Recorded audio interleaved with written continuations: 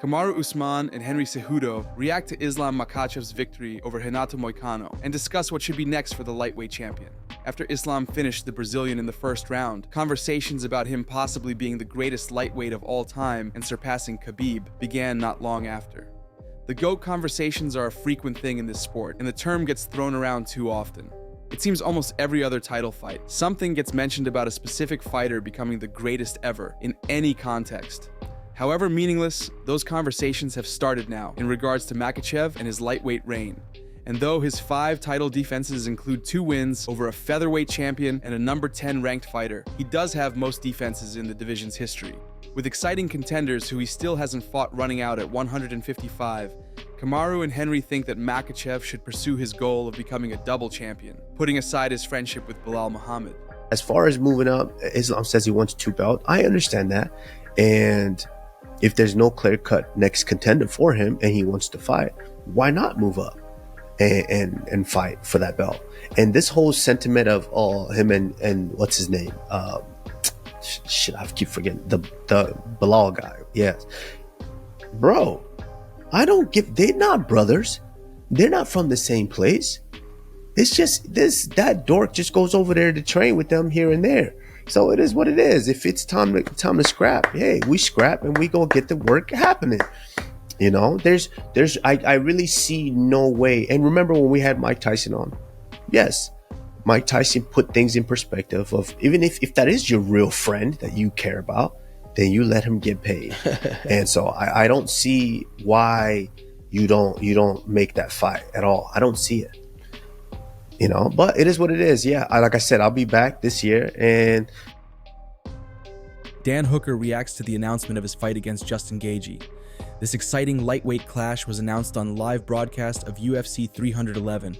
And even though it wasn't a shocking piece of news for those who pay close attention to the sport, the level of enthusiasm that fans have for this matchup was evident with the kind of reception it got from fans, which, of course, was overwhelmingly positive.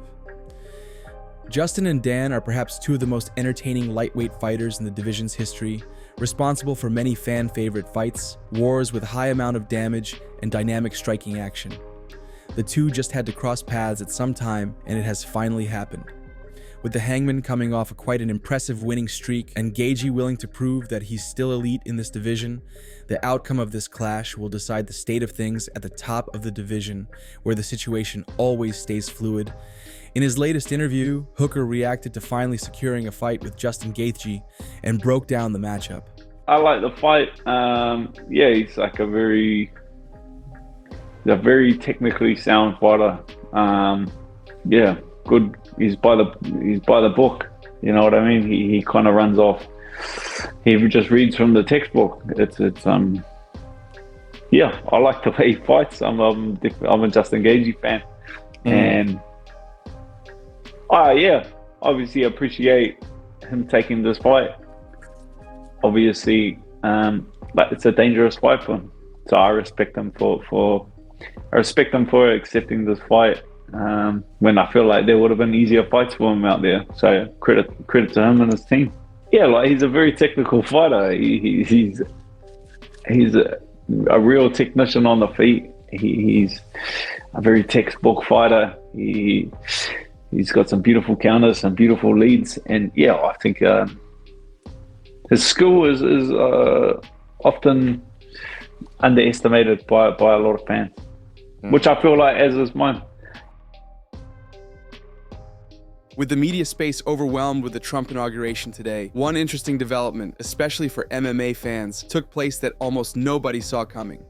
First, a couple of days ago, Conor McGregor's coach posted a photo with himself and Conor, with a comment revealing that McGregor had been invited to Donald Trump's inauguration, and he was taking John Kavanaugh, his longtime coach, with him. The only reasonable explanation to this would be Trump's friendship with Dana White, and Dana's connection with Conor. Having high-profile guests for this event is not a thing of rarity, but an Irish former UFC star is still not the type of attendee you'd expect there. But Dana's close friendship with the now 47th President of the United States, which could explain him getting multiple people slots, has brought not only Conor to the inauguration, but Khabib as well. Multiple Russian media sources have reported that Khabib received the invitation from Dana White after the event of UFC 311 and he happily accepted it. One of Team Khabib's business managers, Rizvan Magomedov, has confirmed this. Reportedly, Khabib arrived at the arena where Trump joined his supporters after leaving the Capitol following his inauguration and joined Dana White, who's been with Trump for the entire day. A couple of hours ago, the Paul brothers posted a clip with Conor McGregor, where they're sitting in a bus together, heading to the same arena. This was also an interesting thing that came out of nowhere, as McGregor has had Twitter beefs with both brothers and is supposedly getting ready to fight Logan Paul in India as well. But anyway, Khabib's appearance in this situation was the most surprising part of it all, especially considering rumors of his problems with accusations of corruption in Russia, and also the fact that the bitter former rivals, he and McGregor, have most likely already met, as they both will have to be in close proximity with Dana White. This was one more point of focus for the Russian MMA media space.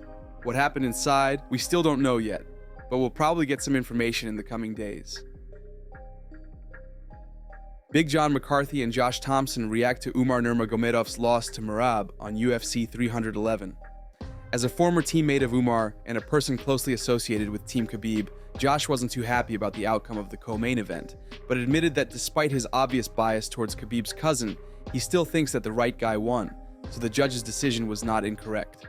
He also added that he would understand if the judges scored the fight for Umar as well, but aside from that, didn't really criticize how they scored the bantamweight championship clash. After Umar said that he broke his hand in the first round and that he thought he in fact won the fight, the frustrated fans of Nurmagomedov, who wished to see Khabib's cousin become champion, started using the broken hand excuse alongside with claims of an incorrect decision by the judges.